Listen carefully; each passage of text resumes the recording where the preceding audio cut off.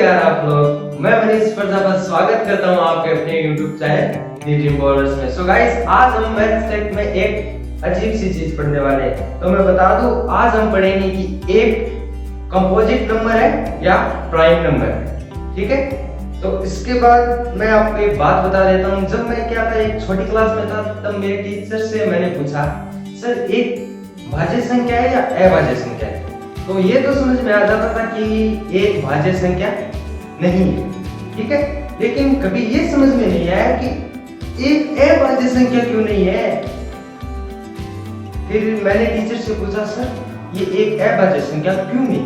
तो टीचर बोलता है, ये बस ऐसे ही नहीं है, ये मान लो, ठीक है, क्योंकि डेफिनेशन में अपन जाए तो एक अभाज्य संख्या आएगी। मैं आपको बता दूंगा जब मैं ये चीज बताऊंगा।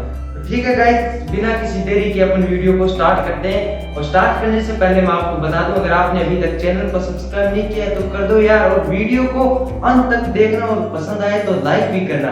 तो गाइस, बिना किसी देरी के वीडियो स्टार्ट करते हैं। तो सबसे पहले मैं आपको बताऊंगा भाज्य संख्याएं क्या होती है, क्योंकि अपन को एक से एक के बारे में जानने से पहले ये दोनों संख्याओं का पता होना बहुत ही जरूरी है। तो सबसे पहले भाज्य संख्या।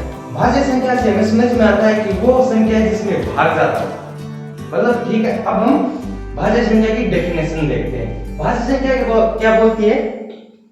ऐसी संख्याएं जिनमें एक व स्वयं के अलावा अन्य किसी संख्या का भी भाग जाता है, वो संख्या भाज्य संख्या कहलाती है। ये भाज्य बोलता है कि मैं ये रूल फॉलो करता हूं।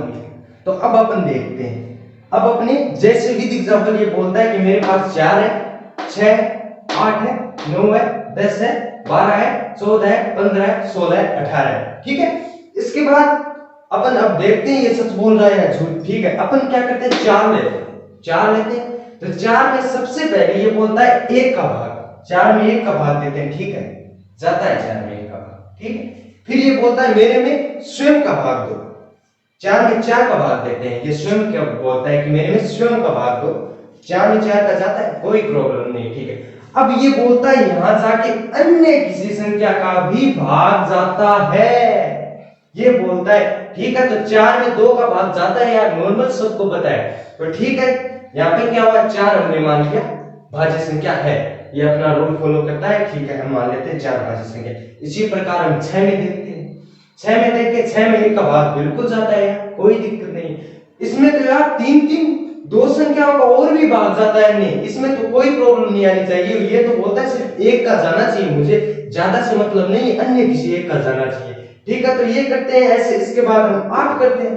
8 में भी 1 का जाता है, 8 का स्वयं का भी जाता है, अन्य 2 का भी जाता है, बहुत बढ़िया बात है ये। तो फिर इसके बाद अपन करते हैं 9 का। 9 में एक बार 1 का भी जाता, सॉरी 1 का भी जाता है, और 9 में 9 का भी जाता है, और 9 में 3 का भी जाता है, कोई दिक्कत नहीं, ठीक है, इसका मान लिया।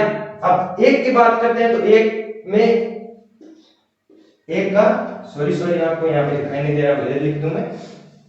ये बोलता है सबसे पहले, चल अपन 1 लेते हैं। 1 में 1 का भाग देते हैं। 1 में 1 का भाग जाता है, कोई दिक्कत नहीं। ये बोलता है 1 में स्वयं का भाग दो, जाता है, कोई दिक्कत नहीं है। लेकिन 1 में अन्य किसी संख्या का भाग कैसे दें, आप बताओ कैसे दें? कोई है ही नहीं हमारे पास। तब ये बोलता है, भाई 1 मेरे पास तेरे लिए कोई जगह नहीं है, तू जा सकता है अपने पास, तेरे को पानी पिलाने के लिए कुछ भी नहीं है, तू जा मेरे पास से, अपन तेरे को नहीं रख सकता, ठीक है। तो ये इसका टेंटा मेट देता है। तो हम मान लेते हैं कि 1 अभाज्य संख्या, वो सॉरी भाज्य संख्या नहीं है।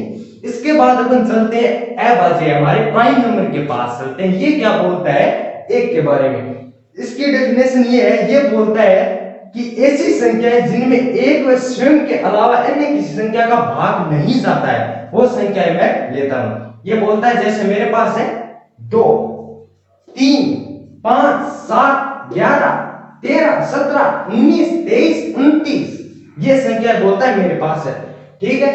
अब अपन एक काम करते हैं, सबसे पहले 1 लेते हैं। 1 ये फॉलो करता है, ठीक है। सबसे पहले अपन 1 लेते हैं। 1/1 ये बोलता है कि जिनमें स्वयं का भाग जाता है, ठीक है, खुद का भी भाग जाता है, ठीक है, अन्य किसी संख्या का भाग नहीं जाता है।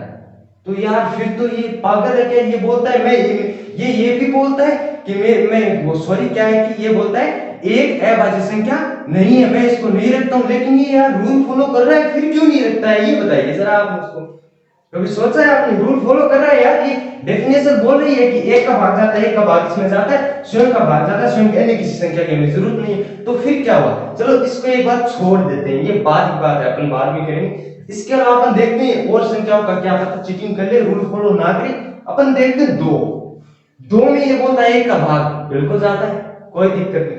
दो में बोलता है स्वयं का भाग बिल्कुल जाता है, कोई प्रॉब्लम नहीं है, ठीक है, दो अभाज्य संख्या है मान लिए। इसके बाद अपन लेते हैं तीन में एक का जाता है, कोई प्रॉब्लम नहीं, ये बोलता है एक का और स्वयं का, तीन में तीन का जाता है, कोई दिक्कत नहीं, इसका भी डंडा खत्म। अब बोलता है ये पांच लेते हैं अपन, पांच लेते हैं, पांच में एक का जाता है बिल्कुल जाता है, सबको पता है नॉर्मली।